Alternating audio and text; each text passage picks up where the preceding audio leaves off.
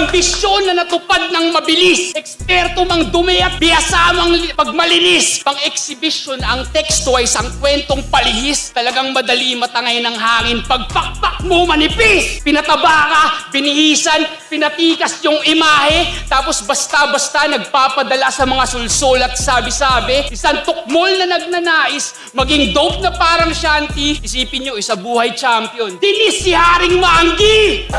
Gago ka batang ina ka, ganun ka kadaling itulak? Nasikmura mong pagsalitaan ng masama yung rason kung ba't ginawa ng Diyos si Tupac? Ang punto kung napapasayaw ka ng kantsaw, gago wala ka ng salba. Kaya pala may biyak ka sa noo, laglagan ng barya.